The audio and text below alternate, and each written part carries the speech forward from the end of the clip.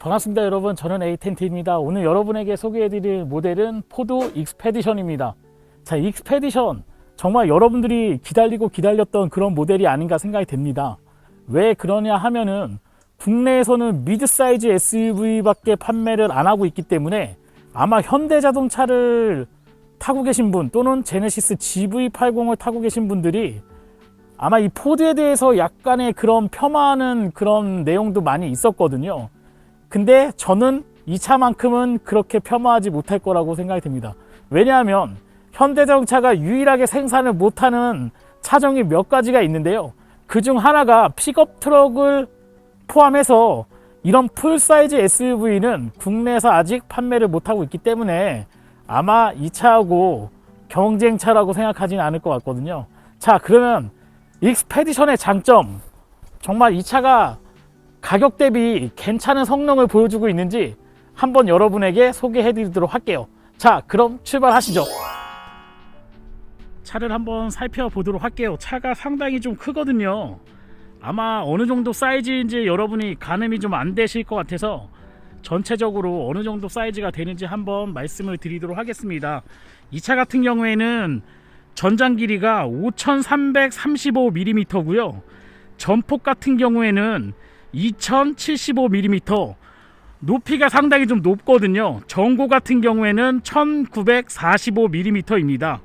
그리고 휠베이스가 무려 3110mm 정도가 나오기 때문에 바퀴하고 바퀴 사이가 상당히 넓은 그런 구조로 되어 있습니다. 아마 국내에서 판매되고 있는 차하고 비교한다 그러면 캐딜락의 에스컬레이더하고 비교를 하시는 게 가장 좋을 것 같아요. 캐딜락 에스컬레이더 같은 경우에는 정식 수입되고 있지 않은 ESV라고 롱바디 버전이 있거든요. 그 버전만 제외하고 기본 스탠다드 버전하고 지금 익스페디션 플래티넘 모델하고 거의 전장 길이가 유사하다, 이렇게 보시면 될 것 같습니다. 이 차 같은 경우에는 배기량은 3500cc V6 엔진이 장착이 되어 있어요. 지난번에 제가 익스플로러라던가 아니면 에비에이터를 보면서 여러분에게 말씀드린 게 V6 엔진 가지고 이 차를 끌 수 있겠나 이렇게 말씀을 드렸는데, 지금 익스페디션 같은 경우에는 3.5 에코부스터 엔진이 장착이 되어 있고요. 최대 출력은 405마력입니다. 최대 토크는 무려 66토크가 나오고 있기 때문에 상당히 좀 파워풀한 그런 엔진 성능을 보여주고 있습니다. 그래서 V6 엔진이긴 하지만 그래도 충분하게 차를 끄는데 부족함이 좀 없지 않나 생각이 되네요. 높이가 아무래도 1900m가 넘어가다 보니까 상당히 좀 크게 느껴짐이 있고요. 그 다음에 상당히 실내 공간이 좀 넓겠다, 이렇게 좀 생각이 됩니다. 포드 익스페디션 같은 경우에는 익스플로 차종의 확장판이라고 보시는 게 가장 나으실 것 같아요. 전통적인 이제 미국 스타일의 그런 모양을 좀 가지고 있는데, 옵션이 뭐 등급이 미국 현지에서는 여러 가지가 있거든요. 근데 가장 높은 등급인 플래티넘 모델을 지금 수입을 하고 있기 때문에 포드 말고 이제 링컨에서 최근에 출시되었던 이제 내비게이터하고 전장이라던가 이런 이제 재원 상태가 거의 비슷하게 나오기 때문에 가격대나 이런 거를 생각해 봤을 때는 상당히 좀 경쟁력 있는 그런 차종으로 생각되지 않나 생각이 됩니다. 차는 지금 탑승 인원이 캡틴 체어가 포함된 7인승 모델하고 벤치 체어로 나오는 2열이 이제 벤치로 되어 있는 모델이 있거든요. 그래서 8인승, 이렇게 7인승, 8인승 두 가지 모델을 공급하고 있기 때문에 가족 단위의 구성원의 그런 차이에 따라서 차량을 선택하시면 좋은 선택이 되지 않겠나 생각됩니다. 자, 그럼 세세하게 좀 자세하게 좀 옵션이라던가 디테일한 모습을 한번 살펴보도록 하겠습니다. 전면부를 한번 보도록 하겠습니다. 전면부는 포드 차의 그런 전형적인 디자인 스타일을 좀 보여주고 있지 않나 생각이 됩니다. 상당히 좀 우람하게 좀 되어 있고요. 그 다음에 저는 이 차를 보면서 한 가지 또 생각나는 차가 있거든요. F150이라고 하는 포드 차 중에 가장 많이 판매되고 있는, 미국 현지에서 연간 45만 대 정도 판매되고 있는 혁신적인, 정말 미국 사람이나 아니면 이런 픽업 트럭, 풀사이즈 픽업 트럭을 좋아하는 고객분들한테는 로망이라고 할 수 있는 그런 차가 있는데, 그 F150과 유사한 그런 그릴 패턴을 보여주고 있습니다. 이거 하나만 보더라도 이 차가 F150하고 약간 비슷한 느낌이 나지 않나 생각이 되거든요. 차체 자체가 프레임 바디로 지금 형성이 되어 있어요. 국내에서는 프레임 바디라고 할 수 있는 차가 모하비 차량, 더 마스터 모하비만 제외하고는 다 없어진 상태이기 때문에 아무래도 오프로드를 하시는 그런 고객분이나 아니면 이런 액티비티, 좀 더 극한의 액티비티를 즐기는 그런 고객분들은 분명히 프레임 바디에 대한 그런 환상과 그 다음에 구매하고 싶은 그런 욕구가 어느 정도 있을 거라고 생각이 되거든요. 그런 부분에서 이 익스페디션 같은 경우에는 그런 고객의 니즈를 어느 정도 채워줄 수 있는 그런 차량이 아닌가 생각이 됩니다. 프레임 바디라고 말씀을 드리니까 야, 랜드로버, 렌지로버도 모노코크로 바뀌었는데 프레임 바디가 지금 21세기에 맞는 차량이냐, 이렇게 또 리플 다시는 분들이 계실 것 같아요. 이 차는 프레임 바디의 강성으로 되어 있고요. 차체 자체는 유니바디 스타일로 되어 있기 때문에 알루미늄 합금으로 되어 있습니다. 미국 차가 쉽게 알루미늄 바디를 많이 사용하고 있는 그런 브랜드가 아니기 때문에 아마 이런 부분을 비춰봤을 때는 상당히 좀 메리트가 있는 차량이 아닌가 생각돼요. 아마 미국 차 중에서 세단도 마찬가지겠지만 이런 SUV 픽업 트럭이 가장 혁신적인 그런 테크놀로지가 좀 많이 들어가는 그런 모델이라고 생각하시면 가장 좋을 것 같습니다. 5335mm 상당히 큰 사이즈를 가지고 있고요. 이 바퀴하고 바퀴 사이 휠 베이스만 3110mm입니다. 아마 국내에서 판매되는 웬만한 SUV 중에서는 가장 큰 그런 길이를 자랑하지 않겠나 생각이 됩니다. 한 가지 상당히 좋은 장점이 되는 부분, 이 사이드 부분에서 두 가지 보실 수 있거든요. 일단 휠 같은 경우에는 22인치짜리 타이어를 장착하고 나왔기 때문에 국내에서 판매되는 SUV 중에 가장 큰 사이즈, 물론 스포츠카인 우루스라던가 람보르기니 우루스나 이런 차들은 23인치 이상의 그런 휠도 장착을 하지만 일반적인 SUV 중에서는 가장 큰 사이즈의 휠을 장착하고 있지 않나 생각이 됩니다. 이 차 가격이 8,240만원이라는 거를 생각해 봤을 때 상당히 좀 경쟁력 있는 그런 가격이고요. 그 다음에 좋은 옵션을 좀 장착하고 나왔지 않나 생각이 됩니다. 그리고 가장 제가 여러분들에게 이 옵션만큼은 정말 필요한 옵션이다 말씀드릴 수 있는 게 아마 꿈의 옵션일 수도 있을 것 같아요. 국내차 펠리세이드라던가 GV80을 타고 계신 고객분들 또는 기타 여러가지 뭐 벤츠의 GL이라던가 이런 미드 사이즈 SUV를 타는 고객분들한테는 꿈의 옵션이라고 할 수 있는 옵션, 자, 한 가지 보여드리도록 할게요. 자, 보시는 것처럼 전동 사이드 스텝이 장착이 되어 있습니다. 전동 사이드 스텝 같은 경우에는 외부에서 장착한다 그러면 최소 250만원에서 300만원 정도는 주셔야 장착할 수 있지 않나 생각이 되는데요. 보통 이 전동 사이드 스텝 같은 경우에는 캐딜락의 에스컬레이드를 제외하고는 공식 판매되는 차량에서는 거의 볼 수 없는 그런 옵션이었거든요. 근데 가격이 8,240만원, 8,240만원. 아마 개소세가 다시 환원되면 8천만원 중반 정도 될 수도 있겠지만 8,240만원에서 이런 화려한 옵션이 있다는 게 정말 놀랍지 않습니까? 전동 사이드 스텝이 있기 때문에 저처럼 좀 무릎이 안 좋은 사람이나 어린아이 친구들도 쉽게 차량에 올라갈 수 있고요. 이쪽에 뭐 루프바라던가 이런 걸 장착할 수 있는 그런 액티비티를 할 수 있고, 정말 이 옵션은 꿈의 옵션, SUV 타시는 분들한테는 꿈의 옵션이 아닌가 생각이 됩니다. 자, 요거 하나만 보더라도 가성비 부분에서 어느 정도는 해결되지 않겠나 생각이 됩니다. 자, 이제 후면부로 한번 넘어가 보도록 할게요. 자, 후면부를 한번 보도록 하겠습니다. 저는 개인적으로 포드차에서 가장 좋아하는 디자인, 이 어떻게 보면은 팩맨 같은 스타일의 이 디자인 상당히 좋아하거든요. 이렇게 좀 꺾어져 있는 포드 익스플로러의 그런 연장선에 있는 것 같은 그런 느낌이 좀 있었기 때문에 아무래도 차의 그런 아이덴티티가 잘 묻어나지 않나 생각이 되고요. 이 차는 견인 능력이 상당히 좋습니다. 아무래도 프레임 바디라고 한다 그러면 요즘에 레저 하시는 분들이 선호하는 이유 중에 하나가 일반 모노코크 바디보다 견인력이 상당히 월등히 좋다는 거거든요. 아마 제가 아는 상식으로는 독일차 중에서는 투아렉이라고 하는 차량이 있거든요. 폭스바겐 투아렉이 대략 3.5톤 정도의 견인력을 보여주고 있는데, 이 차는 최대 견인 능력이 4.2톤의 견인 능력을 보여주고 있습니다.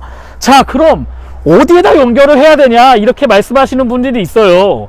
뭐 독일차나 또는 유럽 차량에서의 뭐 그런 차량을 구매하시는 분들은 최소 150만원에서 뭐 많게는 한 300만원까지 옵션을 또 자가 비용으로 또 이렇게 막 투자를 하셔야 되거든요.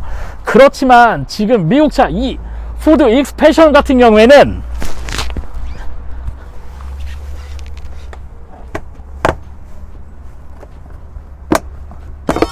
자, 보시는 것처럼 이렇게 하단부에 견인 렌치가 장착이 되어 있습니다. 일체형으로 체결 타입으로 되어 있기 때문에 아무래도 쉽게 장착을 할 수 있고요. 이것도 만약 견인고리가 없어서 추가로 옵션 사항으로 장착한다 그러면 요 비용이 좀 만만치 않게 들어가거든요. 공짜로 또 차량 가격 8,240만원에 포함이 돼 있는 그런 옵션이고요. 견인 능력도 4.2톤. 아마 국내에서 판매되는 어지간한 SUV 중에서는 가장 힘이 좋은 그런 견인 능력을 보여주고 있지 않나 생각이 되네요. 자, 가장 중요한 후면부의 그런 트렁크 용량이라던가 이런 걸 한번 살펴보도록 하겠습니다. 트렁크에도 두 가지 기능이 있습니다. 어떤 게 있는지 한번 살펴보도록 할게요. 이 차는 요 뒷유리만 따로 열 수가 있거든요. 뭐 지프 차량이라던가 이런 차하고 비슷하게 뒷유리만 따로 열 수 있는 기능이 들어가 있기 때문에 트렁크 공간을 열지 않고서도요, 이렇게 유리만 열고 필요한 짐을 넣거나 꺼낼 수 있는 그런 옵션이 장착이 되어 있기 때문에, 이렇게 해서 뭐 짐을 넣게 되면 이 대형차 크기에 이런 트렁크를 열지 않고서도 충분히 뭐 이런 편안하게 좀 사용할 수 있지 않겠나 생각이 되고요. 자, 키를 소유하고 있는 고객이 차량 가까이에 가고요, 그 다음에 다리를 한번 넣었다 빼시면 이렇게 차량 문이 열리는 핸즈프리 리프트 게이트가 장착이 되어 있습니다. 뭐 이거 독일차에서 다 장착되어 있는 거 아니냐 이렇게 말씀하시는 분들 계실 수도 있는데요, 아무래도 플래티넘 모델이기 때문에 미국 차는 옵션이 좀 세분화되어 있는 차종들이 많거든요. 이렇게 쉽게 짐 같은 걸 수납할 수 있는 그런 옵션이 장착이 되어 있습니다. 지금 시트를 다 폴딩한 상태인데 상당히 좀 넓은 글레언 실내 공간을 보여주고 있고요. 아무래도 차박이라던가 이런 차 안에서의 액티비티를 좀 즐기는 그런 고객분들은 2열 체어를 벤치 시트로 장착을 하셔서 8인승을 구매하시면 좋을 것 같고요. 우리는 차박은 그렇게 많이 하지 않고 그냥 편안한 그런 주행을 하겠다고 하시는 분들은 지금 보시는 것처럼 이렇게 7인승 모델을 선택하시면 가장 좋은 선택이 되지 않겠나 생각이 되네요. 자, 그러면은 3열을 제가 한번 시트를 한번 젖혀보고요, 그 다음에 시트를 한번 올려본 다음에 공간이 어느 정도 나오는지 한번 보도록 할게요. 포드 익스플로러 같은 경우에는 오른쪽에 버튼이 있었는데 지금 익스페디션 같은 경우에는 왼쪽에 버튼이 장착이 되어 있거든요. 근데 쉽게 그냥 여러분들도 하실 수 있기 때문에, 자, 2열을 한번 제가 눌러보도록 할게요. 자, 2열도 누르게 되면 접어지는 기능이 들어가 있고요. 그 다음에 3열 같은 경우에는 전동식으로 되어 있기 때문에 버튼을 눌러주시면 자동으로 시트가 올라오게 되어 있습니다.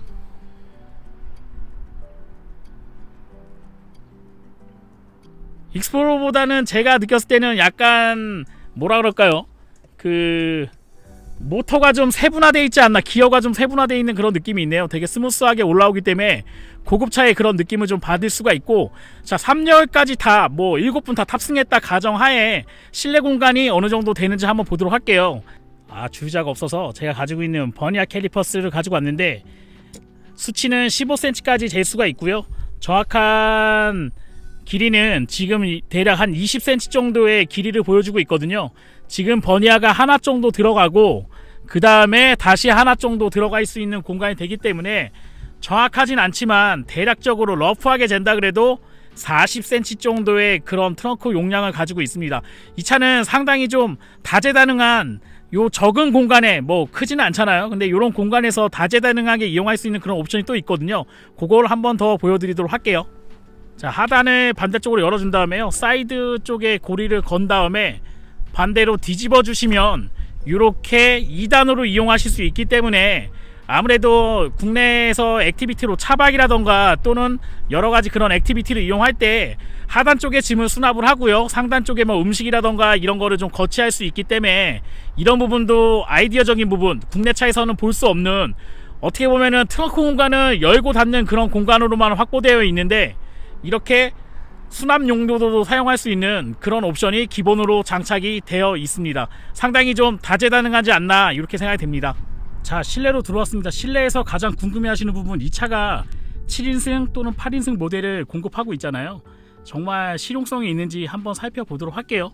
제가 지금 앉아있는 자리는 저는 3열에 지금 탑승을 하고 있고요, 제가 앉았을 때에 무릎이 앉아도 보시는 것처럼 손이 이렇게 들어갈 정도로 어느 정도 공간이 있거든요. 물론 뭐 허리를 좀 더 빼고 앉는다 그러면 꽉 달 수는 있는데, 확실히 이전에 탔던 그런 SUV하고는 좀 다르게 3열도 2열 정도의 그런 공간을 확보를 하고 있네요. 근데 뭐 옆에 창문도 보시게 되면은 상당히 좀 넓게 돼 있어서 시야감도 상당히 좋아요. 보시는 것처럼 시야감이 상당히 좀 좋기 때문에 뭐 여러가지 이런 부분에서도 이점이 있는 것 같고요. 그 다음에 USB를 꽂는 포트가 한 군데 있고, 컵홀더, 큰 사이즈의 컵홀더하고 작은 사이즈의 음료를 수납할 수 있는 공간이 3개가 지금 들어와 있고요. 스피커도 지금 12개 뱅앤올uf슨 스피커가 장착이 되어 있는데 3열의 C필러 부분에도 지금 이렇게 스피커가 장착이 되어 있기 때문에, 그리고 하단 쪽에도 지금 스피커가 장착이 되어 있습니다. 그래서 3열에 탑승을 하셔도 충분히 어느 정도는 뭐 편안하게 좀 이동할 수 있지 않나 생각이 되고요. 그 다음에 천장 부분에 에어벤트가 있기 때문에 여름에 운전, 뭐 장거리 운전이라던가 이런 걸 한다 그래도 자장 끝단에 앉으신 분들도 편안하게 좀 주행할 수 있지 않나 생각이 됩니다. 2열 같은 경우에는 지금 보시는 것처럼 캡틴 체어로 장착이 되어 있는데 공간이 어느 정도 나오는지 제가 한번 앞으로 이동해 보도록 할게요. 2열에 한번 넘어가 볼게요. 2열 공간이, 제가 이거 하나 또 말씀드리고 가야 될 것 같아요. 제가 예전에 이제 그 뭐 국내에서 이제 리뷰했던 차량 중에 카니발이 있었거든요. 근데 카니발이 2열 공간이 상당히 좁아가지고 좀 불편하다 이렇게 생각을 했었는데, 2열 이 공간 자체가 지금 보시는 것처럼 신발 2개가 이렇게 수납할 정도로 상당히 넓은 그런 공간이 확보가 되어 있거든요. 대략 한 뭐 눈으로 봤을 때는 정확하진 않지만 한 40cm 정도의 그런 터널 공간을 좀 확보하고 있지 않나 생각이 돼요. 그래서 한 6세 정도 되는 어린아이들은 정말 앞뒤로 이렇게 이동할 수 있을 정도의 그런 공간이 확보가 되어 있습니다. 자, 편안하게 2열 쪽으로 한번 이동을 할게요. 자, 2열은 보시는 것처럼 컨투어 시트가 장착이 되어 있어서 플래티넘은 일반 그런 포드 차에서 볼 수 없는 상당히 좀 고급진 그런 가죽으로 되어 있거든요. 지금 도어 패널 같은 경우에도 퀼팅이 좀 들어가 있기 때문에 미국 차지만 그래도 상당히 좀 고급진 느낌이 있습니다. 아마 시트 색깔만 검정색이 아니고 다른 색상으로 좀 구매하신다 그러면 더 좋지 않겠나 생각이 되고요. 지금 보시는 것처럼 시트가 정말 편안한 그런 스타일로 되어 있습니다. 네, 팔걸이도 2열에는 캡틴 체어로 장착이 되어 있기 때문에 뭐 장거리 운전할 때도 상당히 좀 편할 것 같고요. 그 다음에 시트는 뒤로 누워지는 리클라이너 기능이 다 장착이 되어 있거든요. 이쪽에 레버를 당겨 주시면 네, 쉽게 뒤로 누울 수가 있는데, 거의 뭐 이 정도면은 뭐 VIP 또는 어머님이나 아버님을 모시고 다녀도 충분히 편안하게 이동할 수 있는 그런 시트의 포지션을 보여주고 있지 않나 생각이 됩니다. 자, 이쪽에 또 이제 옵션이 몇 가지가 있네요. 지금 뒷열 같은 경우에는 라디오 볼륨 같은 것도 조정할 수가 있고요. 그 다음에 뭐 오디오라던가 이런 거 컨트롤할 수 있는 그런 옵션이 장착이 되어 있고, 트라이존 에어컨이 장착이 되어 있거든요. 그래서 뒷공간도 에어컨의 풍량이라던가 이런 거 조절할 수 있고, 방향의 그런 위치라던가, 그 다음에 2열까지는 열선 시트가 2단으로 장착이 되어 있습니다. 온도 조절 물론 가능하고요. 그 다음에 USB 포트 하나 하고요. C타입 단자 하나랑 USB 포트 하나가 장착이 되어 있고, 이쪽에 220V 돼지코가 장착이 되어 있기 때문에 국내에서 사용하는 그런 일반적인 AC 단자로 이용할 수 있는 포트가 장착이 되어 있습니다. 상당히 좀 넓네요. 제가 앉았을 때 정자세로 앉으면 요 정도 공간이 나와요. 지금 주먹이 하나, 2개 반 정도 들어갈 수 있는 공간이고요. 다리를 쭉 뻗었을 때도 상당히 넓은 그런 공간으로 형성이 되어 있네요. 그 다음에 도어 쪽에 보게 되면은 도어가 조금 특이하게 되어 있습니다. 이쪽에 렌치를 누르면 도어가 열리게 되어 있는데 컵홀더가 바로 도어 패널 쪽에 장착이 되어 있다 보니까 아무래도 여기서 음료 하나 수납할 수 있고요. 그 다음에 하단 쪽에 가게 되면 앞쪽에도 또 음료를 수납할 수 있어서 여러가지 액티비티 하는데 좀 장점이 되지 않겠나 생각이 됩니다. 하단 쪽에도 큰 음료를 장착할 수 있는 공간과 수납 공간이 형성이 되어 있어서 수납 공간은 뭐 넉넉하게 되어 있지 않나 생각이 되고요. 막 이런 도어 렌치가 링컨 차에서 볼 수 있는 그런 도어 렌치인데 이런 것도 조금 돌출되어 있는 일반적인 미국 차하고는 좀 구별되는 그런 디자인을 많이 보여주고 있네요. 실내는 지난번에 봤던 에비에이터에 비해서는 약간 투박한 느낌이 있습니다. 아무래도 이 차의 고객층 자체가 여러분이 생각하는 그런 느낌은 아니고요.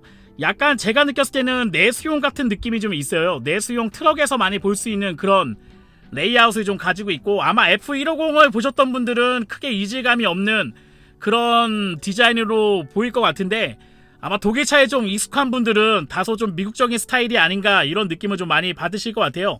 제가 차량을 좀 많이 보다 보니까 느끼는 건데 미국은 수출용으로 했던 차량들이 그게 최근에는 뭐 2, 3년 내에는 수출을 많이 하고 있지만 대부분 그런 미국 뭐 GM이라던가 이런 회사들이 대부분 미국의 시장을 좀 겨냥을 많이 하고 있다 보니까 미국 소비자가 원하는 그런 레이아웃을 많이 보여주고 있거든요. 미국 차의 특징은 이런 뭐 엔터테인먼트의 이런 기능 강화보다는 차의 내구성이라던가 또는 정비성, 그 다음에 수납 공간이라던가 이런 거를 좀 많이 뭐 중시하는 그런 게 있기 때문에 이 부분을 보신다 그러면 상당히 좀 액티비티 하는 데는 좋을 것 같지만 만약 독일차하고 비교한다 그러면 약간 좀 투박한 느낌을 받으실 수는 덜어 있을 것 같습니다. 그래도 제가 지난번에 리뷰했던 GMC 할리 데이비슨 모델하고 유사한 그런 레이아웃을 보여주고 있네요. 그래서 이런 콘솔 박스 크기도 상당히 큰 국내 차에선 볼 수 없는 그런 크기로 되어 있어서 양쪽에 앉으신 분들이 팔을 다 얹혀도 정말 싸움이 일어나지 않을 것 같은 그런 콘솔 박스로 되어 있고요. 이 차는 그래도 고급 모델로 판매를 하고 있기 때문에 우드 트림을 좀 채용을 했습니다. 국내에서는 우드 트림보다는 아무래도 알루미늄 트림을 젊은 분들은 좀 선호하는 편인데 아무래도 이 차의 연령대가 한 40대에서 40대 중후반 정도를 타깃으로 노리고 있지 않나 생각이 됩니다. 자, 이제 전면부로 가서 전면부의 느낌은 어떤지 여러분들과 함께 한번 살펴보도록 하겠습니다.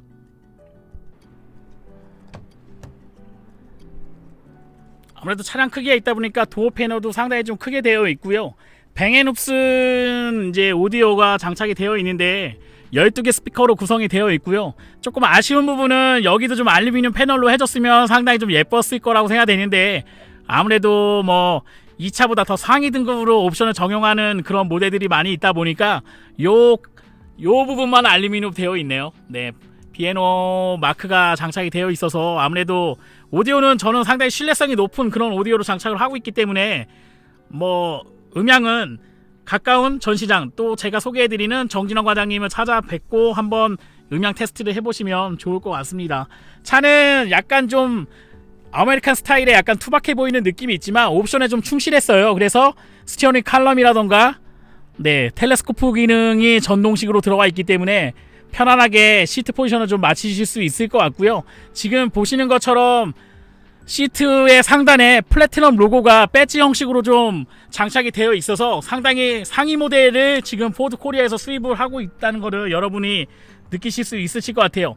후면 이제 2열 같은 경우에는 열선 시트만 장착이 되어 있는데 1열 같은 경우에는 열선하고 통풍 시트가 동시에 다 제공을 하고 있기 때문에 아무래도 운전자에게 쾌적한 그런 환경을 제공해 주고 있습니다. 그 다음에 차가 좀 크기 때문에 여자분들은 좀 운전하기 좀 어렵지 않겠나 이렇게 말씀하시는 분도 계실 것 같아요.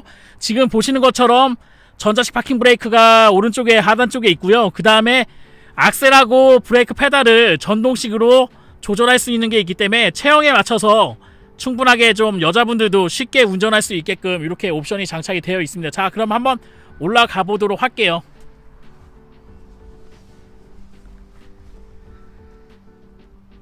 이 착자감을 뭐라고 설명드려야 되는지는 모르겠는데 요거를 한번 제가 설명을 한번 드리도록 할게요. 그냥 앉았을 때 첫 느낌은 제가 한 10여 년 전에 느꼈던 그런 미국 차의 안락함, 또는 렉서스 ES 모델을 타고 있는 만약 돛담배 같은 그런 느낌? 상당히 좀 좌석도 좀 큰 편이고요. 푹신푹신하게 되어 있는 게 전형적인 그런 미국 차의 느낌. 와, 정말 제가 편안한 차를 타고 있구나 하는 거를 느낄 수 있을 정도의 그런 안락함을 보여주고 있습니다. 저는 개인적으로 이렇게 좀 다이얼 방식으로 되어 있는 걸 상당히 좀 좋아하는 편인데, 볼륨 조절도 다이얼로 할 수 있고요. 그 다음에 뭐 튠 조절, 그 다음에 에어컨도 다이얼로 쉽게 할 수 있기 때문에 직관적으로 좀 쓸 수 있지 않겠나 생각이 되네요. 상당히 좀 편안하게 좀 되어 있습니다. 그 다음에 터레인 기능이 이쪽에 백업 기능이 있기 때문에 지금 보시는 것처럼 뭐 뒤에 트레일러 장착하신다 그러면 요 기능을 이용하셔가지고, 자, 도어를 한번 닫고 한번 보도록 할까요? 네, 트레일러 액세서리 기능을 이용하실 수가 있으니까요. 요 기능을 적절하게 좀 이용하셔서 쓰시면 좋을 것 같고, 드라이브 모드는 전자식 기어로 장착이 되어 있는데 다이얼 방식으로 해서 포드 익스플로러에 장착했던 동일한 게 장착이 되어 있고요. 드라이브 모드도 지금 보시는 것처럼 주행 모드가 다이얼을 돌릴 때마다 이렇게 바뀌는데, 아무래도 이게 12.3인치 클러스터가 아니다 보니까 한 7인치, 6인치 정도 되는 뭐 이런 액정이 장착이 되어 있거든요. 그래서 그래픽은 다소 좀 부족한 느낌이 있긴 하지만 여러분이 쓰는 데는 전혀 뭐 부족하지는 않을 것 같습니다. 쉽게 알아볼 수 있는 그런 모드로 장착이 되어 있네요. 디스플레이는 8인치짜리 디스플레이가 장착이 되어 있는데, 뭐 포드에서 사용하고 있는 전형적인 그런 디스플레이 형식입니다. 아무래도 좀 큰 거 좋아하시는 분들은 약간 실망할 수 있는 그런 사이즈긴 하지만, 뭐 그래도 안드로이드 오토라던가 애플 카플레이라던가 이런 거를 다 지원하고 있기 때문에 편안하게 좀 사용하실 수 있을 것 같고, 일반적으로 220V 단자 아웃잭 같은 경우에는 하단 쪽에 좀 많이 위치하는 편이거든요. 보통 이쪽 안쪽에 들어가 있죠. 네, 이 안쪽에 들어가 있는데, 이 안쪽에는 지금 USB 포트하고서 C타입 단자랑 무선 충전 패드를 할 수 있는 패드 공간이 장착이 되어 있고요. 좀 특이하게 아웃잭이 좀 돌출되어 있습니다. 아무래도 실용성 위주로 좀 만들지 않았나 생각이 돼요. 약간 뭐, 네, 고급스럽진 않습니다. 플라스틱 위주로 되어 있긴 해 고급스럽진 않은데, 위치는 저는 적당하게 좀 잘 되어 있는 위치에 되어 있지 않나 생각이 되네요. 차는 전체적으로 상당히 좀 넓어요. 아무래도 전폭 같은 경우에 거의 2m가 넘어가기 때문에 상당히 좀 넓은 공간을 확보하고 있죠. 국내 차 같은 경우에는 미드사이즈 SUV 뭐 GV80이라던가 또는 다른 차들 같은 경우에는 한 1900mm 정도 되는 사이즈를 가지고 있는데, 이 차는 정말 크다, 넓은 공간을 확보하고 있다, 이런 거를 느낄 수 있을 정도로, 체감할 수 있을 정도로 큰 그런 실내 공간을 보여주고 있습니다. 지금 파노라마 루프가 장착이 되어 있기 때문에 지금 보시는 것처럼 전동식으로 2열까지 파노라마 루프가 상당히 큼지막하게 장착이 되어 있습니다. 지금 구매하시는 분들은 이 렉 같은 것도 지금 기본으로 장착이 되어 있네요. 스키스루라던가 이런 거 장착할 수 있는 루프렉에, 네, 루프 바까지 장착이 되어 있어서 여러가지 옵션 타입으로 좀 쓸 수 있지 않겠나 생각이 됩니다. 이 콘솔 박스를 좀 궁금해 하시는 분들이 계실 것 같아요.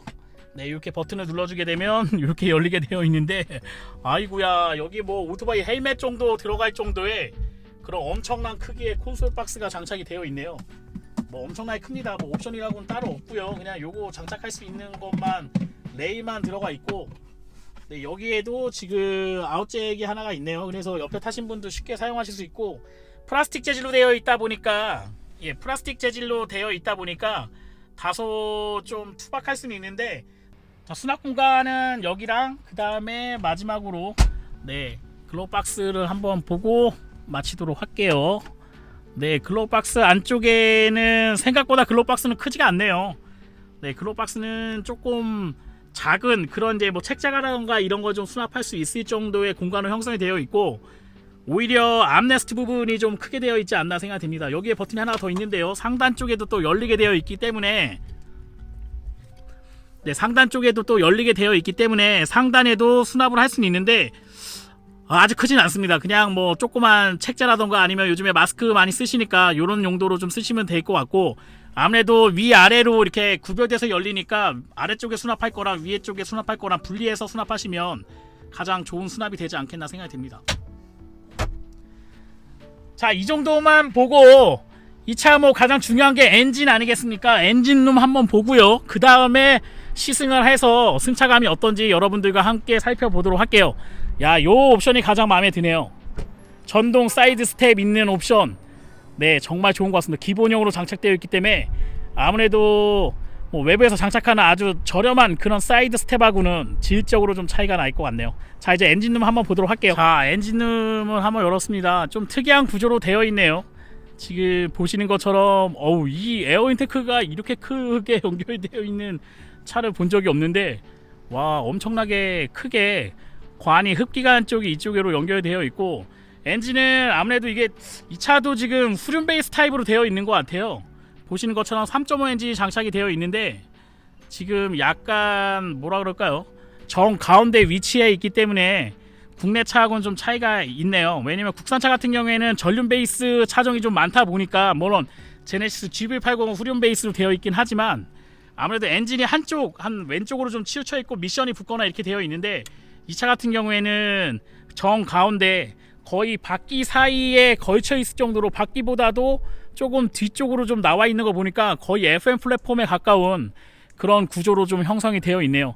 좀 특이한 점은 보통 이렇게 거리로 해서 미국 차들이 많이 장착을 하는데 유압 방식으로 되어 있다는 게 좀 인상적이네요. 물론 이제 독일차 타시는 분들 다 내 차도 유압이야 이렇게 말씀하시는 분도 계시겠지만, 뭐 미국 차에서는 그렇게 흔한 옵션은 아니기 때문에 아무래도 이런 부분도 잘 되어 있는 것 같습니다. 아무래도 뭐 수출을 하기 위해서 어느 정도 이런 부분도 개선을 좀 많이 한 것 같고, 알루미늄 합금으로 되어 있다고 하는데, 이 부분도 알루미늄인 것 같고요. 지금 본넷 부분도 알루미늄으로 되어 있고, 지금 도어도 그렇고 알루미늄으로 되어 있고요. 여기도 지금 알루미늄으로 되어 있는 것 같네요. 여기는 뭐 FRP 같은 그런 느낌은 나는데요, 약간. 약간 이 차가 프레임 바디로 좀 되어 있다 보니까 프레임 바디의 그런 무거움, 차가 좀 무겁잖아요, 프레임 바디가요. 그런 거에서 이제 잃어버릴 수 있는 그런 에너지 효율을 이런 바디 상단 쪽에서 가벼운 소재를 좀 많이 사용해서 그 부분을 좀 상쇄시킨 게 아닌가 생각이 됩니다. 자, 엔진 3500cc 에코부스터 405마력짜리 엔진 장착되어 있고요. 최대 토크가 66토크인데 과연 5m 35cm 정도 되는 차량 6기통 엔진 가지고 충분하게 끌 수 있는지 한번 살펴보도록 하겠습니다. 제가 예전에 경험했던 캐딜락 에스코레이더 같은 경우에는 6.2 엔진, 내추럴 엔진 장착이 되어 있거든요. 최대 출력은 그 차가 거의 450마력 정도 나오기 때문에 차이는 많이 없을 것 같아요. 출력 차이에서는 큰 차이는 안 날 것 같은데, 한번 8기통 NA 엔진과 6기통 터보 엔진의 차이점 한번 타면서 여러분들에게 소개 한번 해드리도록 하겠습니다. 자, 같이 가시죠.